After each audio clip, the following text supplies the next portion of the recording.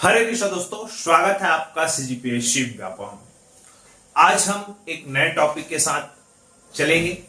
आपके इकाई वन में, यूनिट वन में बेसिकली 4 टॉपिक थे, जिसमें कि सबसे पहला टॉपिक था लघुत्तम समापवर्त और महत्तम समापवर्त, जिसको LCM और HCF बोलते हैं।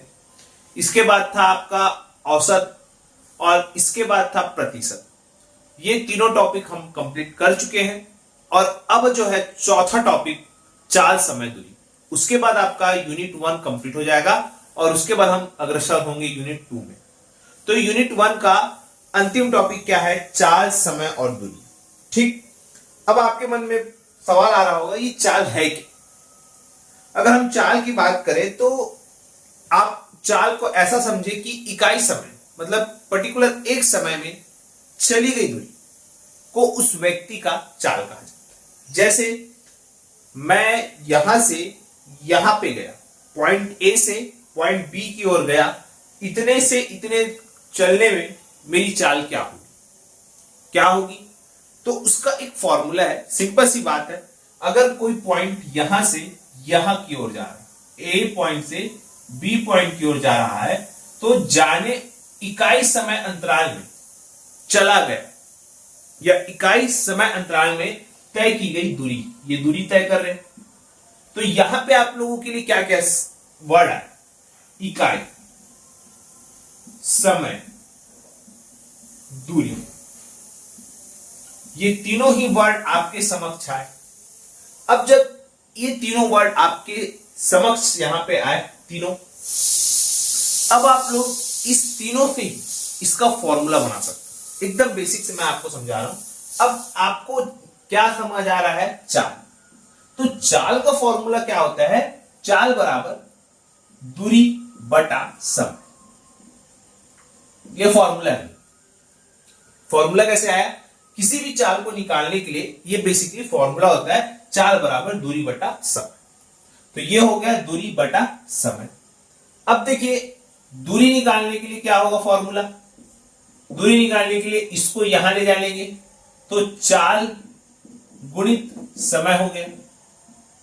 अब अगर हमको समय निकालना है तो समय निकालने के लिए फॉर्मूला क्या है? दूरी बटे जो है आपका चाल।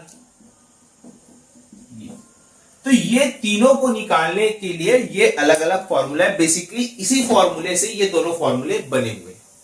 तो समझ आ गया होगा कि चाल क्या है और चाल का मेन इसका फॉर्मूला क्या है। देखिए, यहां से आपको आराम से 2 से 3 प्रश्न 100% है जो इस टॉपिक से आपको देखने को मिले। तो इस टॉपिक को आपको ऐसा बेहतर पढ़ना है कि आपसे इस टॉपिक से एक भी क्वेश्चन न छूटे।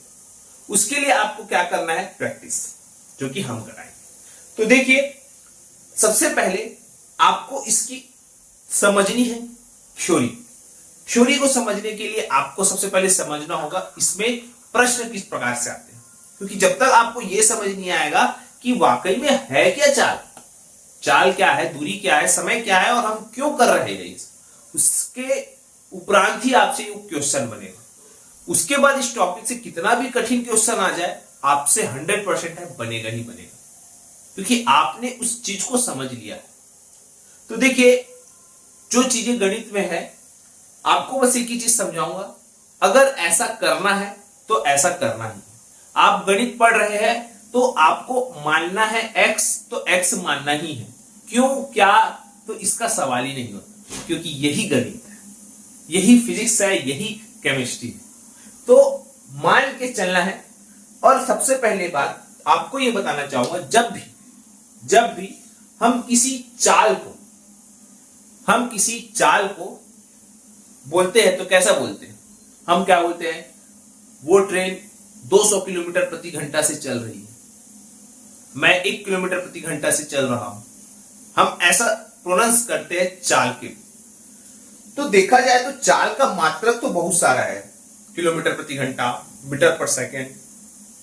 अब आपको समझना है यहां पे कि जब हम चाल को याद रखिएगा मीटर पर सेकंड में बदलेंगे।